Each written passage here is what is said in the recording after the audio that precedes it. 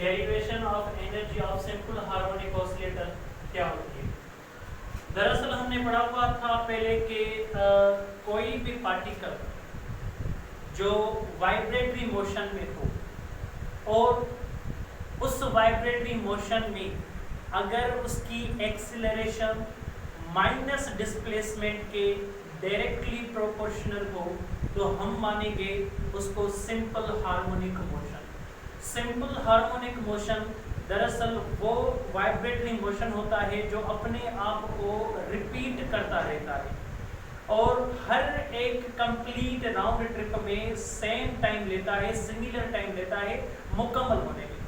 So simple harmonic motion एक vibratory motion का special kind है जिसमें एक्सेलरेशन माइनस डिस्प्लेसमेंट के हमेशा डायरेक्टली प्रोपोर्शनल रहती है। और दूसरे लेक्चर में हमने ये भी पढ़ा था कि एम्पलीट्यूड किसे कहते हैं। अभी मैं आपको दिखाता हूँ ये जो एम्पलीट्यूड है, देखिए ये एक मास स्प्रिंग सिस्टम आपको दिखाया गया है। ये मास स्प्रिंग सिस्टम अगर इसको फोर्स लगाकर हम यहां पर ले आए इस जगह पर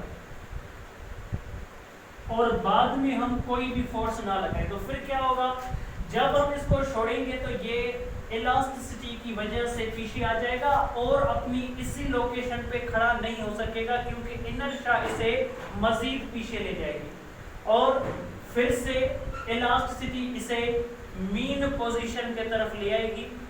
यहाँ पर ये खड़ा नहीं हो सकेगा और इनर्शिया इसे फिर यहाँ ले आएगी। इलास्टिसिटी फिर इसे पीछे ले आएगी और इनर्शिया की वजह से फिर पीछे चला आएगा।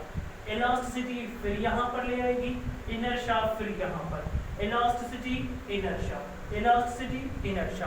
पर यहाँ पर देखें कि ये जो ब्लॉक है ये ब्लॉक इस ए लोकेशन से बी लोकेशन तक ही जा सकता है, बी लोकेशन से ज्यादा दूर नहीं जा सकता क्योंकि ये पॉइंट इसकी कहलाती है एक्सट्रीम पॉइंट और ये पॉइंट कहलाती है इसकी मीन पॉइंट और यहाँ भी ऐसी एक एक्सट्रीम पॉइंट रहेगी।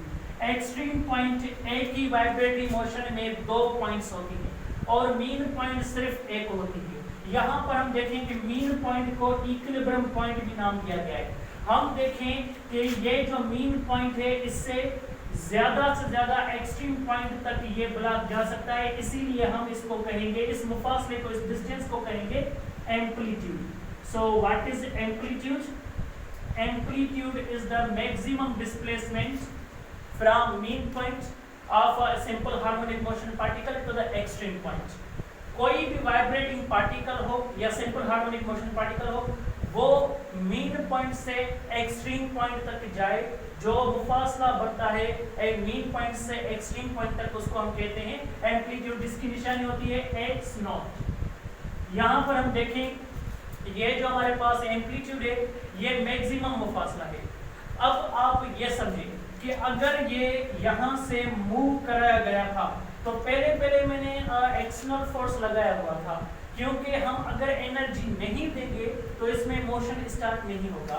अगर मैं इसको फोर्स लगा भी देता हूँ और ये ब्लॉक आगे जाता है तो जितनी एनर्जी में दूंगा, जितना फोर्स लगाकर इसको आगे ले आऊंगा वही पॉइंट इसकी एक्सट्रीम पॉइंट कहलाएगी और ये फोर्स लगाने के बाद जब इसको रिलीज किया जाता है बाद में इस पर कोई भी फोर्स नहीं लगाया जाता क्योंकि जो एनर्जी इसमें हमने डिसिपेट की है वही एनर्जी इसे पीछे ले आएगी, यही एनर्जी यहाँ तक लाएगी, यही एनर्जी इसे पीछे ले आएगी, यही एनर्जी इसे पीछे ले आएगी और ऐसे वाइब्रेशन होगा और जितनी एनर्जी हम इस पर डिसिपेट करेंगे वही एनर्जी इसके पास हमेशा रहेगी। इसका मतलब ये हुआ कि इसको हम अभी आइसोलेटेड सिस्टम तस्वर कर रहे हैं। आइसोलेटेड सिस्टम वो सिस्टम होता है जिसमें बाहर वाला एक्सटर्नल कोई फोर्स नहीं होता। क्यों? क्योंकि अगर एक्सटर्नल फोर्स होगा तो उसके अंदर एनर्जी इंक्रीज या डिक्रीज होगी, दैट्स इट। पर यहाँ पर हम इसको आइसोलेटेड सिस्टम मान रहे हैं।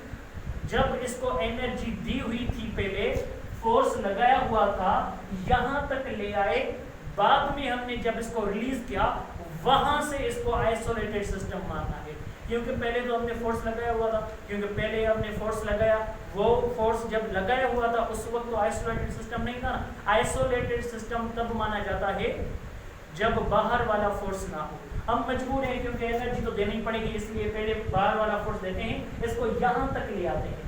जब हम इसको रिलीज करते हैं तो ये पीछे चला जाता है।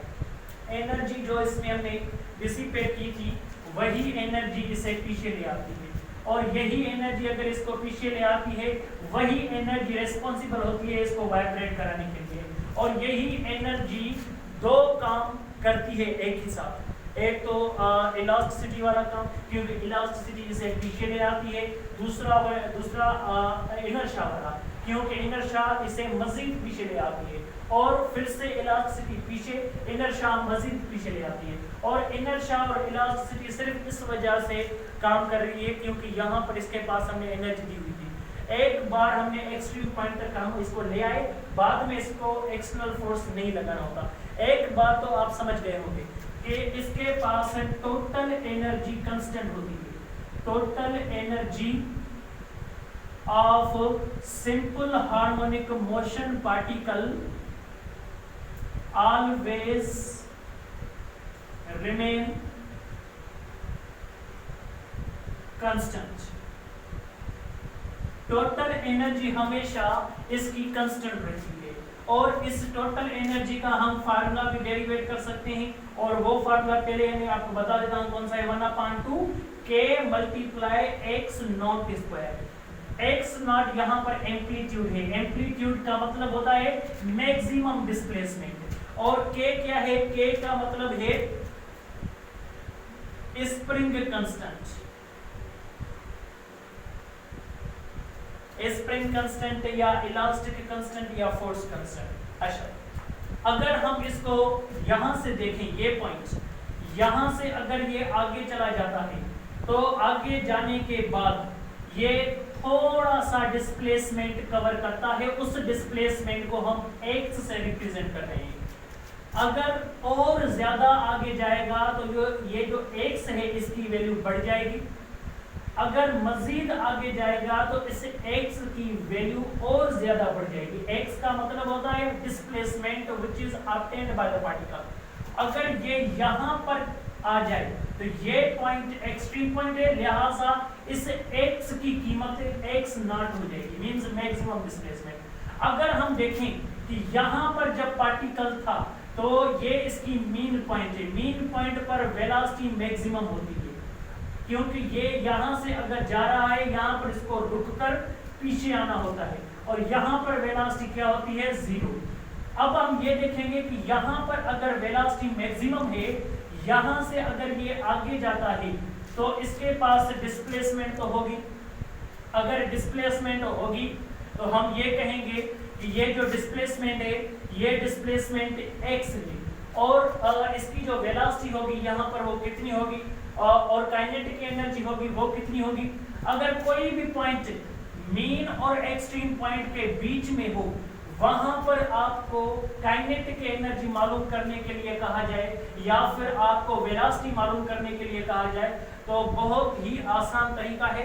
इसके लिए हम अगर काइनेटिक एनर्जी मालूम करेंगे, काइनेटिक एनर्जी ऑफ पार्टिकल, तो हम क्या करेंगे, सबसे पहले हम इसका फार्मूला यूज करेंगे। Kinetic energy is equal to 1/2 mass into velocity square. अगर हम यहाँ पर देखें ये वेलोसिटी है, वेलोसिटी की इक्वेशन हमें पता नहीं, क्योंकि ये वेलोसिटी है ना, ये सिंपल हार्मोनिक मोशन वाले पार्टिकल की मालूम करनी है। हम अगर यहाँ पर आए कि ये हमने पढ़ा हुआ था कि वेलोसिटी बराबर होती है radius multiply by omega into sine theta. ये हमने पढ़ा हुआ था, रेडियस को x नॉट नाम दिया था। आपको पता होना चाहिए, मैंने पिछले लेक्चर में बताया हुआ था कि connection between simple harmonic motion and uniform circular motion, connection between simple harmonic motion and uniform circular motion, ये टॉपिक था। इसमें हमने ये इक्वेशन डेरिवेट की थी। अगर यहाँ से हम वेलोसिटी की इक्वेशन को डेरिवेट करें तो यहाँ पर हम लिख सकते हैं sine square theta plus cos square theta. Is equal to 1। हमें ट्रिग्नोमेट्रिक इक्वेशन से ये पता है कि साइन का स्क्वायर एंड कॉस का स्क्वायर दोनों एडिशन में 1 का जवाब देते हैं।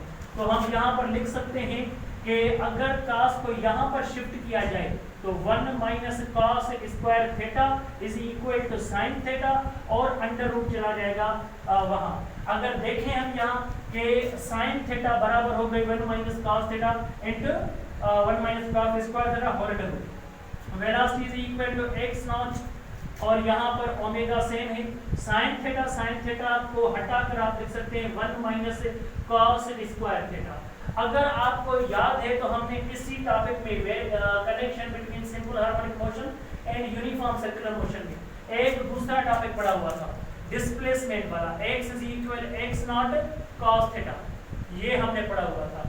इस इक्वेशन में x अपान x नॉट बराबर हो गया cos थीटा के।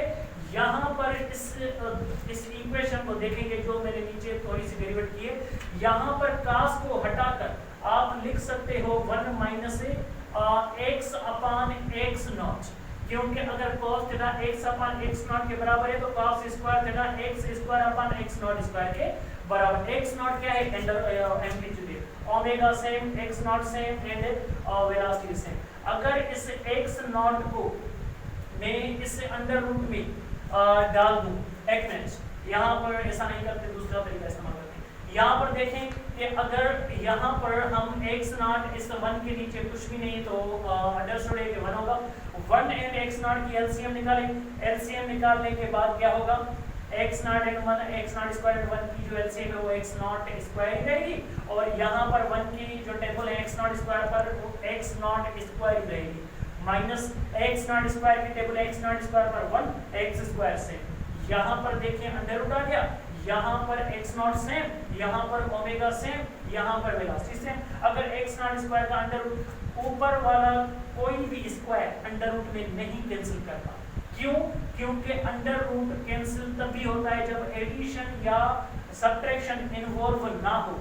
ऊपर वाला जो न्यूमरेटर है इसमें सब्ट्रैक्शन इन्वॉल्व है, सो अंडर रूट कैंसिल नहीं करा, पर नीचे में कोई एडिशन या सब्ट्रैक्शन नहीं है, सो अंडर रूट नीचे वाले में कैंसिल करने स्क्वायर में, और एक x नॉट बाहर आ जाएगा डिवाइड में, x nought omega same, x nought बाहर आ गया एक और under root x not square means amplitude square minus x square. अच्छा ये तो देखो ये कैंसिल हो गया, velocity is equal omega under root x not square minus x square. So this is the equation that we have made without any angle. क्योंकि यहाँ पर जो मसला था ना वो मसला है ये कि अगर कोई भी पार्टिकल वाइब्रेट कर रहा हो तो वाइब्रेट करने पर कौन कौन सी एंगल बनेगी ये नहीं बता सकते बच्चे। हम भी नहीं बता सकते क्योंकि टीचर या स्टूडेंट दोनों के लिए एक बात डिफिकल्ट होती है कि अगर ये आगे चला जाता है पॉइंट टू पॉइंट तो लाजमी ये वाइब्रेटरी मोशन है, ये सर्कुलर मोशन नहीं है। सर्कुलर मोशन होता तो ये आगे जाता कौन कौन एंगल बनाता है, कौन कौन से एंगल बनाता वो हम बता सकते थे, पर यहाँ पर सिर्फ ये वाइब्रेटरी मोशन है, लिहाजा ये कौन कौन से एंगल बनाएगा हमें पता नहीं है। और इस वेलोसिटी काइनेटिक एनर्जी में जो ये वेलोसिटी की इक्वेशन है हम यहाँ से वहां तक पुट करेंगे इक्वेशन को। यहाँ पर देखें omega under root x not square kinetic energy is equal to 1/2 omega under root x not square minus x square. So ये एक इक्वेशन हमने वहां से डेरिवेट की थी। ये जो टॉपिक था इसी टॉपिक में ये इक्वेशन भी थी और ये इक्वेशन भी थी, दोनों इक्वेशंस आप नोट कर लें और यही इक्वेशन से हमें न्यूमेरिकल्स में भी काम आएगी और ये इक्वेशन भी काम आएगी। क्या है कि ये इक्वेशन एंड ये इक्वेशन जब बच्चे देखते हैं तो उनको कंफ्यूजन होती है कि ये जो है ना जो इक्वेशन है ये कहाँ यूज करनी है और ये कहाँ यूज करनी है। सिंपल हार्मोनिक मोशन के लिए, सिंपल हार्मोनिक मोशन पार्टिकल के लिए अगर एंगल दी जाए तो ये फार्मूला इस्तेमाल करेंगे, अगर एंगल नहीं है तो वो डिस्प्लेसमेंट देंगे, एम्पलीट्यूड भी देंगे, एम्पलीट्यूड के स्क्वायर से डिस्प्लेसमेंट का है स्क्वायर माइनस कर लें और जो जवाब बचे उसका अंडर रूट निकालें, ओमेगा से मल्टीप्लाई कर लें, वेलोसिटी निकालें और वेलोसिटी के इक्वेशन हमने इसमें पुट की, ये इक्वेशन आती है। अच्छा यहाँ पर एक बात और रही थी मास की ऊपर है ना। अब देखिए ओमेगा, ये जो ओमेगा है ये किसके बराबर है? हमने दूसरी गलती भी की है यहाँ पर, इस वेलोसिटी में स्क्वायर है, हमने सिर्फ एक वेलोसिटी की वैल्यू निकाली है, यहाँ पर स्क्वायर भी दे दी। अच्छा ठीक है, ये जो ओमेगा है ना, ओमेगा किसके बराबर है? ओमेगा चलो ठीक है, हम इसमें ही देखते हैं। ये जो पार्टिकल है जो वाइब्रेट कर रहा है, सिंपल सी बात है कि इसके अंदर फोर्स लग रहा था इलास्टिसिटी का, क्योंकि इलास्टिसिटी इसे पीछे ले आएगी, और यही फोर्स बराबर है K मल्टीप्लाई एक्स नॉट। अगर हम यहाँ पर डायरेक्शन की बात ना करें तो माइनस या प्लस का यहाँ पर कोई चक्कर नहीं होगा, टोटल इक्वेशन को पॉजिटिव माने, क्योंकि ये फोर्स का मैग्नीट्यूड है, ये टोटल डिस्प्लेसमेंट, टोटल डिस्प्लेसमेंट की मतलब होती है, टोटल डिस्प्लेसमेंट की इक्वेशन में हम एम्पलीट्यूड रखते हैं। यहाँ पर देखें कि ये जो फोर्स है, ये फोर्स मास इनटू एक्सेलरेशन के बराबर होता है, K same x not same. अच्छा आगे देखें, ये जो एक्सेलरेशन की इक्वेशन है, फिर से इसी टॉपिक को यूज करें, connection between simple harmonic motion and uniform circular motion. यहाँ पर एक एक्सेलरेशन का टॉपिक होता था, हमने वो इक्वेशन की एक्सेलरेशन की डेरिवेटिव की थी, acceleration is equal x nought omega square into cos theta. अगर एक्सट्रीम पॉइंट हो तो एक्सट्रीम पॉइंट के लिए cos 0 डिग्री बनता है, और cos 0 डिग्री बराबर होता है 1 के। तो यहाँ पर देखें कि ये पार्टिकल एक्सट्रीम पॉइंट पर अगर पहुंच चुका हो तो यहाँ पर हम एक्सीलरेशन की जो इक्वेशन है ना, एम एक्सीलरेशन को वहां से हम उतारेंगे, एक्स नॉट ओमेगा स्क्वायर की इक्वेशन को यहाँ से उतारें, एक्स नॉट ओमेगा स्क्वायर, और cos 0 डिग्री इक्वल टू 1 होती है, क्योंकि एक्सट्रीम पॉइंट पर हमेशा 0 डिग्री मानी जाती है, क्योंकि एक्सट्रीम पॉइंट वो पॉइंट होती है जहां पर सर्कुलर मोशन में पार्टिकल स्टार्ट हुआ था। सो वो इतनी इंटरेस्टिंग पॉइंट नहीं है, ये पॉइंट स्टार्टिंग इंटरेस्टिंग है। यहाँ पर देखिए एक्स नॉट भी कैंसिल हो गई, और यहाँ पर m डिवाइड ले आए, omega square is equal to k upon m, square खत्म, अंडर रूट दे दें। सो यहाँ पर ओमेगा को हटाकर आप लिख सकते हो kinetic energy is equal 1/2m, omega की बजाय लिख सकते हैं आप under root k upon m under root x not square minus x square whole under root, और इसका अंडर रूट दोनों में खत्म हो जाएगा स्क्वायर की वजह से, और यहाँ पर m में खत्म, और काइनेटिक एनर्जी की इक्वेशन बन गई 1/2 k x not square minus x square. और ये इक्वेशन आप याद कर लें, ये डेरिवेशन हो गई, इसमें हमने वेलोसिटी की इक्वेशन वहां से निकाली, और यहाँ पर ओमेगा की इक्वेशन यहाँ से निकाली। यहाँ पर देखें पहले एंगुलर टर्म था, हमने एंगुलर टर्म को हटाकर ये लिख लिया k अपॉन m, और यहाँ पर साइन थीटा भी थी वेलोसिटी की इक्वेशन में, हमने साइन थीटा हटाकर यहाँ पर ये लिख लिया। अब ये उतारने और ये लिख लें कि हम आगे चल के पोटेंशियल एनर्जी निकालेंगे। यहाँ पर आप देख सकते हैं कि अगर डिस्प्लेसमेंट बढ़ता जाए तो इस इक्वेशन में एम्पलीट्यूड से डिस्प्लेसमेंट माइनस हो रहा है, जितना आप आगे जाएंगे डिस्प्लेसमेंट बढ़ाते जाएंगे, यहाँ पर सब्ट्रैक्शन में बढ़ाया हुआ टर्म माइनस होगा, और चूंकि बढ़ाया हुआ टर्म माइनस हो रहा है तो ये जो फैक्टर का जवाब निकलेगा वो कम निकलेगा। अगर ये जवाब कम निकलेगा तो इसको अगर हम माइनस करेंगे तो मतलब मल्टीप्लाई करेंगे तो यहाँ से भी जवाब क्या निकलेगा, कम निकलेगा। इसका मतलब ये काइनेटिक एनर्जी आगे जाने से कम होती है। सो मीन पॉइंट से परे होते जाएंगे, मीन पॉइंट से दूर होते जाएंगे, as we go away from the mean point the kinetic energy decreases, and at the extreme point the kinetic energy is 0, mean point kinetic energy is maximum। लिख लें